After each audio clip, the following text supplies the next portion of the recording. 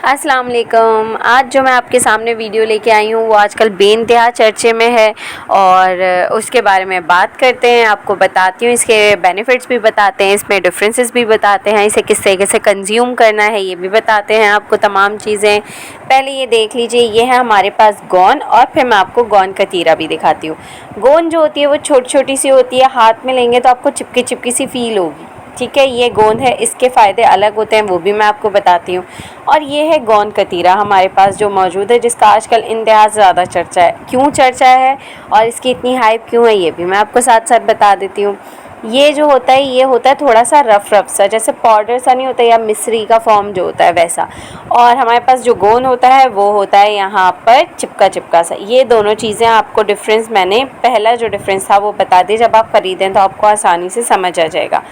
अब हम चलते हैं गोंद की तरफ। जब हम गोंद कतीरा को भिगाते हैं तो वह इस तरीके से नज़र आता है जैसे इस टाइम आपको वीडियो में नज़र आए, जैसे टूटी हुई बर्फ़ या क्रश हुई हुई बर्फ़ की तरह। आप इसे ओवरनाइट सोक करते हैं, पहली चीज़।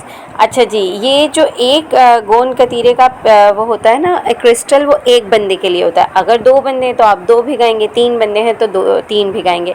ऐसा नहीं होता है। इससे हम तो मलंगा या चिया सीड्स भिगाते हैं कि स्पून भर के भिगा दिया आपने, और इसे अच्छे पानी के अंदर ओवरनाइट के लिए सोक कर दीजिएगा।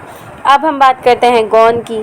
अब जब ये गोंद आ जाती है तो इसके बहुत सारे बेनिफिट्स हैं। ये ज़्यादातर जच्चा को दी जाती है, ये कमर कस के मतलब पंजीरी वगैरह में काम आती है। जब आप जच्चा में होते हैं उस वक्त आपको खिलाई जाती है, और ये गर्म भी होती है। अब हम गोंद कतीरा कंज्यूम कैसे करते हैं मैं आपको ये भी बताती हूँ। मैं तो मेरे पास एक बड़ा वाला मग है, स्पेशली मैं दिन में कोशिश करती हूँ कि एक दफ़ा ज़रूर पी लूँ।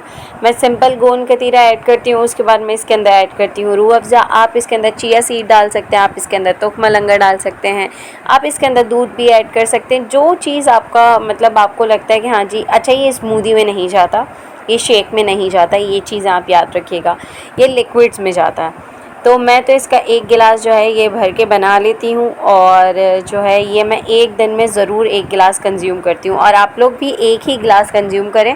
1 गिलास के अंदर आप 2 टीस्पून ऐड कर सकते हैं गोंद कतीरा के।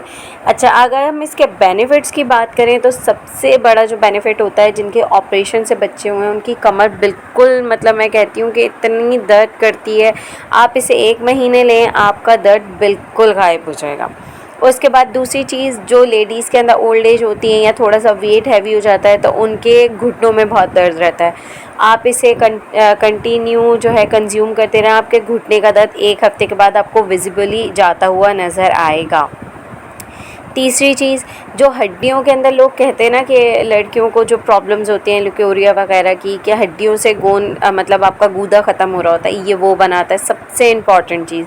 और ये बच्चियों को भी देना चाहिए क्योंकि यंग बच्चियां होती हैं, अनमैरिड होती हैं, उनके लिए भी ये बहुत इम्पॉर्टेंट है और बहुत बेनिफिशियल है ये। आप 1 गिलास जो है बना के रख लें। और सबसे इम्पॉर्टेंट, जो आजकल हीट वेव चला हुआ है, ये इतना बेहतर है कि आप यकीन करें, आपको मतलब अंदर से वो कहते हैं ना एक ठंडक देने वाली जो आपको हीट वेव से बचाए, ये सारे